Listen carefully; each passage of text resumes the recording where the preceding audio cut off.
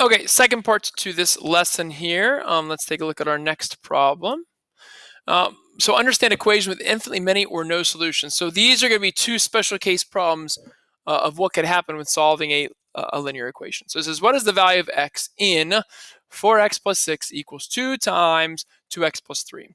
So we're going to go ahead and distribute the 2 on the right-hand side. So the 4x plus 6 remains the same. But on the right-hand side, we're going to multiply 2 times 2x, which is 4x, and 2 times positive 3, which is 6. And now I don't see any like terms on the left-hand side or the right-hand side, so I'm going to combine across the equal sign.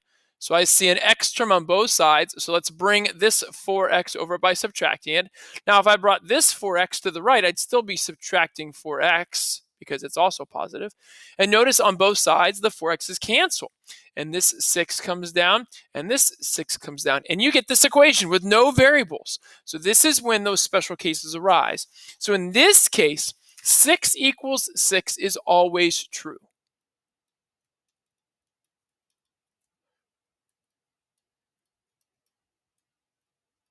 And because it is always true, we're going to say, so x can take on any value.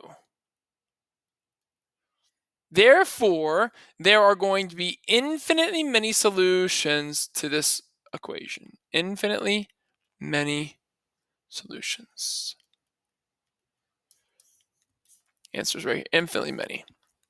And again, the idea is that no matter what value you put in for x, the left-hand side, the right-hand side is always going to equal each other.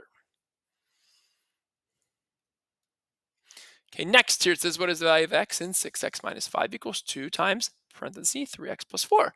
Again, let's go ahead and distribute the 2. So the 6x minus 5 comes down over here. 2 times 3x is 6x. 2 times positive 4 is positive 8. And now, again, no like terms left side, no like terms right side, but now there's a x on left and x on right. So let's combine across the equal sign. Let's go ahead and subtract this 6x, subtract it from there as well. The 6x's cancel, negative 5 comes down. The 6x's cancel, 8 comes down. But this time, negative 5 will never equal 8. Therefore, there are no values of x. No values of x for which negative 5 equals 8. And because there are no values of x for which this is true, this equation has no solutions. So nothing you could put in for x would make it work. Good. Okie dokie. Let's see what's next. Word problem. Here we go. Mixture problem. Arabica coffee costs $28 per pound, and Robusta coffee costs $8.75 per pound. How many pounds of Arabica coffee must you mix with 3 pounds of Robusta coffee to make a blend that costs $15.50 per pound? All right, so we have really two types of coffee, right? Arabica and Robusta. And together, when we mix them, when we add them, we're trying to get a blend. All right, so we're going to take our Arabica coffee, we're going to add it to our Robusta coffee, and we're going to get this blend. Now, for each coffee, there's two things we either know or need to know, right? The cost per pound, dollars per pound, and then the number of pounds, how much coffee. If we were to take the price per pound and multiply by pounds, the pounds would cancel, and this would give you price. But this is what we're looking to do for each of these coffees. We're going to take the price per pound and multiply by how much of that coffee we're going to use. Now, our unknown is right here. How many pounds of Arabica coffee? So this is what our X is. X is going to be the number of pounds of Arabica. So we know that Arabica costs a whopping $28 per pound, but we don't know how much we're going to use of it, so that's X. That's what we need to find. We're going to add that to the Robusta coffee, which is a much more modest, cheaper $8.75, and we know that we're going to use 3 pounds of it because it says it right here, 3 pounds.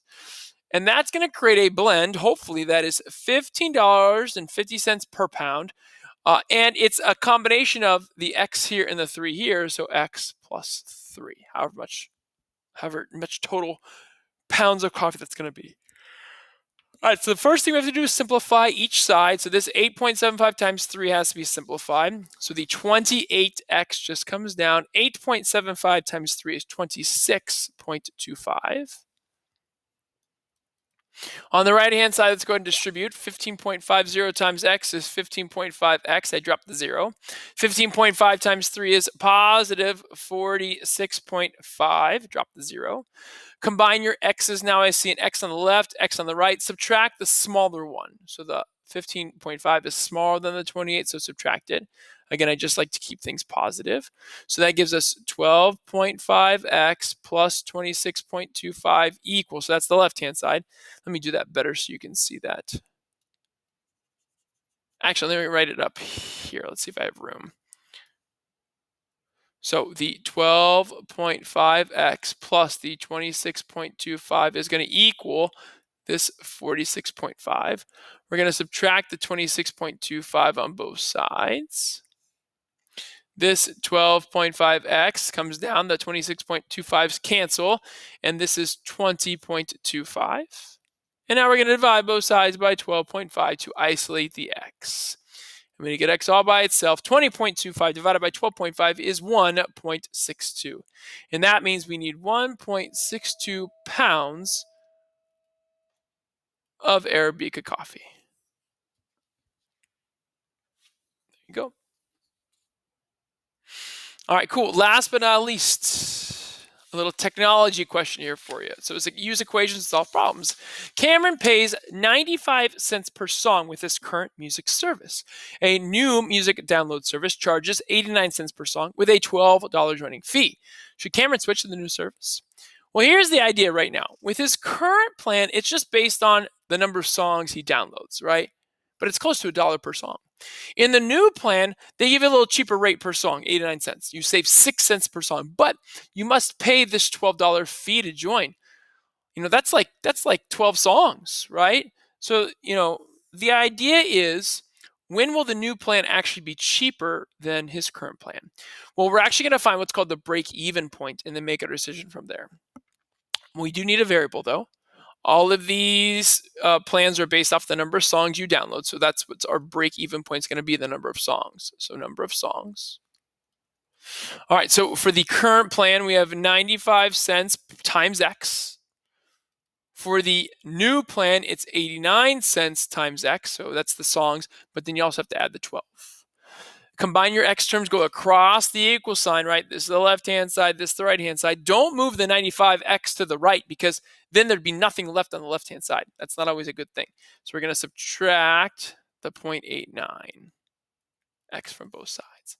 So this is 0.06x equals 12. We're going to divide both sides by 0.06.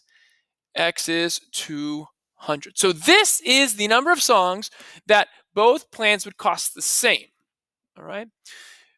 But if he starts downloading more than 200 songs, now, because he's only paying 89 cents per song, he's actually going to save 6 cents per song if he were to change than if he were to stay with his current plan. So it all depends on if he's going to do less or more than 200. So we're going to write it like this. Cameron should switch to the new service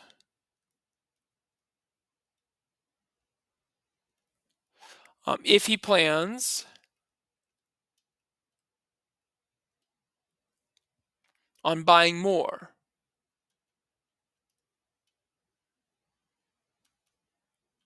than 200 songs. And there we go, right? And that's a great way for Cameron to decide how he could save, a buck or two, right? Which is, for adults, it's a big part of things, right? Coupons. Do I go to, Giant Eagle, Heinen's, Aldi's, Marks, internet service, cable service, right? Even your cell phone plans, right? Where can I go to get the cheaper rate? All right. So again, it's important stuff to think about. All right, great. So thanks for watching this video for lesson 1-3, and we'll see you next time.